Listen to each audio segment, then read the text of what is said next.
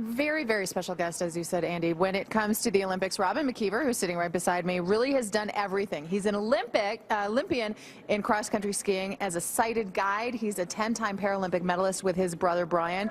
Now he's the head coach of Para-Nordic cross-country ski team based here in Canmore.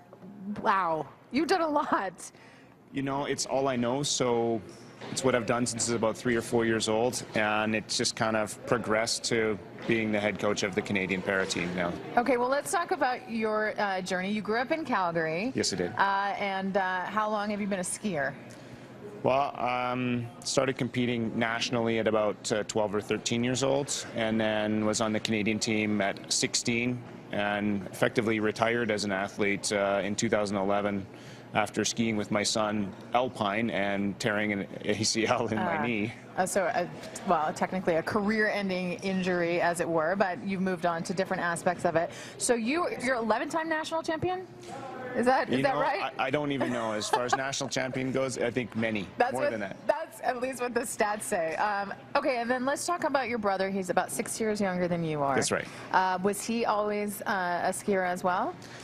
He's 6 years younger, so he kind of followed in my footsteps. There's just the two of us in the family, and he was on the national junior team at 18, 19 years old, and that's when his eyesight actually started going down. So. Okay, so I can't imagine what kind of toll that sort of took on you, your family, on him.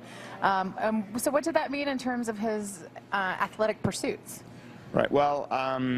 Being already like national team member junior, he's strong skier, so he took a couple of years to get over it. Obviously, it was emotionally a tough time, but by about 21 years old, he was legally blind, and the para team kind of came knocking, and he thought, well, I guess I'll go try this and race in Europe. And he raced without a guide at first, and everybody said that, well, you should really find a guide because it'll be faster if you have somebody to follow. Right.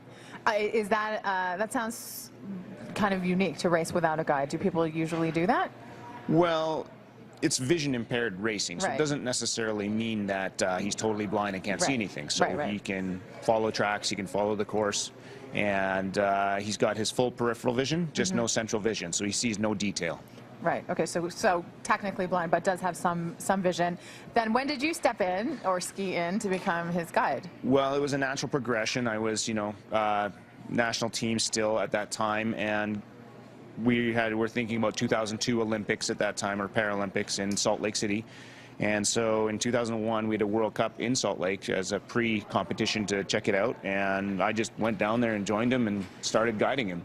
And then you guys just kept on sweeping all these podiums, pretty much. Yeah, Brian is unlucky, obviously, with the vision, but lucky to have done the sport so competitively for such a long period of time that, kinesthetically, he knew exactly what to do. So it's very difficult for a vision-impaired skier to learn the sport later on in life, but he had it from birth, essentially. Okay, so a couple of years ago now, you're no longer a guide. You are the coach of the team. That's right. So you're overseeing everybody. How many Olympians or Paralympians do you have going to the Paralympic Games? I'm currently responsible for 5 athletes with training programs full-time, which is 4 and a guide for Brian. And then going to the Games, we'll have 11 athletes competing for Canada in Sochi at the Paralympic Games. Okay, and that's happening in March? March, I think 7th or 8th is the opening ceremonies, and we start racing the day after. Well, it's a pleasure to meet you. We wish you all the best, and of course your brother the best of luck.